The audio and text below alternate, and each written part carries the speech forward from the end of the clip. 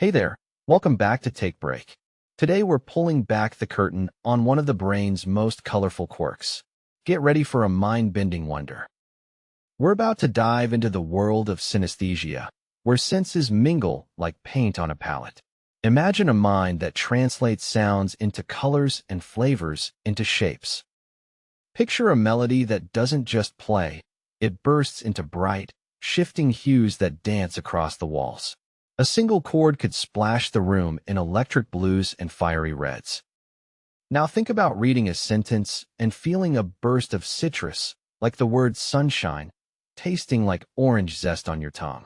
The letters themselves seem to have flavor. For some, a perfume can sound like a violin, and a shape can have a scent. Their brain blends all the senses into one seamless symphony. It's not a superhero trick, just a different wiring pattern inside the brain. Those extra connections let signals crosstalk, creating the kaleidoscopic experience. The earliest known synesthete was a French poet from the 1800s who first put his strange senses on paper. He described his letters as singing in vivid colors, sparking curiosity that would echo through centuries. He swore that each letter burst with its own shade. A glowed red, B shimmered blue, turning reading into a light show. To him, words were a symphony of color. The academic world scoffed, labeling the poet a whimsical dreamer. They dismissed his claims as mere fancy, not science. A century later, neurologists took notice, setting up experiments to probe these cross-sensory reports. They began to treat synesthesia as a genuine neurological puzzle. Their studies revealed extra wiring, neural bridges linking sight, sound, and taste that most people lack. Those hidden highways lit up the brain like a secret circuit board. Further research showed synesthesia often clusters in families, hinting at a genetic thread. It seemed the trait could be inherited, passed down like a hidden family heirloom.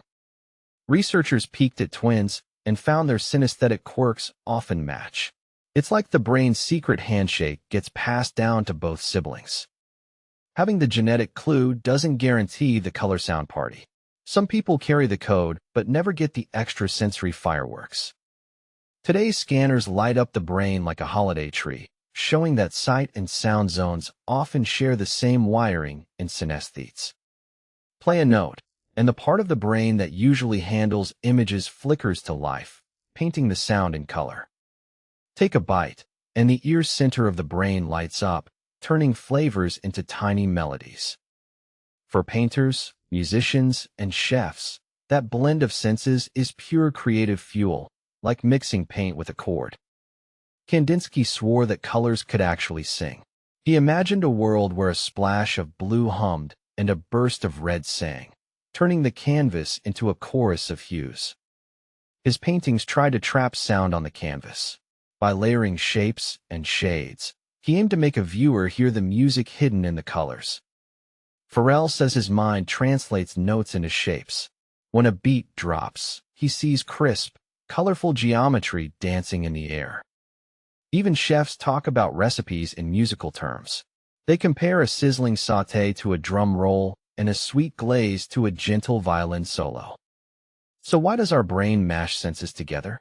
It turns out the wiring inside our heads can let sight, sound, and taste chat with each other. One leading idea says the brain never fully trims those early connections. The leftover pathways stay active, letting colors, sounds, and flavors mingle. Our brains usually trim away and use connections, but in synesthesia, those wires stay lit. It's like a forgotten electrical grid still humming in the night. Those lingering pathways let senses chat when they normally wouldn't. Another theory says paying close attention can spark new links. When you zero in on a sound or a scent, the brain builds a shortcut. Those shortcuts become the color-filled shortcuts synesthetes love. Both ideas help explain why synesthetes often shine in the arts. With extra wiring and keen focus, their brains remix reality into fresh palettes. It's a built-in creative turbocharger. Skeptics ask, is it just fancy imagination? They wonder if these vivid cross senses are tricks of the mind. The debate keeps scientists digging deeper.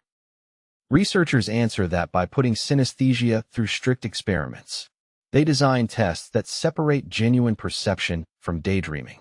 The lab becomes the courtroom for the senses. One classic tool is the Stroop task, where color and meaning clash. Synesthetes consistently react faster, proving their cross senses are real. It's science confirming the rainbow in their heads. Even though scientists have mapped the phenomenon, a handful of bold claims still spark heated discussion. Some researchers argue the lines between genuine synesthesia and vivid imagination blur, keeping the conversation alive. So, could we teach our brains to cross-wire on demand? The question has intrigued psychologists who wonder if practice can unlock those blended senses for anyone. A series of training experiments showed participants could mimic synesthetic flashes, but only for a short stretch. The effects faded once the training stopped, suggesting a temporary shortcut rather than a permanent change. When you look at the family trees and twin studies, the pattern points to a natural wiring that many are born with. Genuine synesthesia tends to surface early, rooted in genetics rather than habit. Now brace yourself for the most astonishing piece of the puzzle. This isn't just a quirky quirk, it's a full-blown sensory fireworks show inside the mind. Some synesthetes actually watch chords bloom like fireworks, each note painting the room in its own shade. Imagine a concert where the melody is as visible as a sunrise. Imagine watching chords literally paint the air around you. Each note blossoms into a splash of color, swirling like invisible brushstrokes. It's a sight that turns sound into a living canvas. Now picture a concert that erupts into a fireworks display of hues. The melodies explode into radiant sparks that dance across the room. It's a sensory party where sight and sound collide. That dazzling experience isn't just imagination, it's backed by science. Brain scans show visual zones lighting up when synesthetes hear music. The mind truly mixes senses in real time. This challenges the old idea that our senses are locked into separate boxes. Synesthesia shows that hearing, seeing, even tasting can blend together. Our brains might be more fluid than we thought. Your brain could be far more adaptable than you realize. Those extra connections let some people experience the world in a rainbow of cross senses. Flexibility might be built right into our wiring.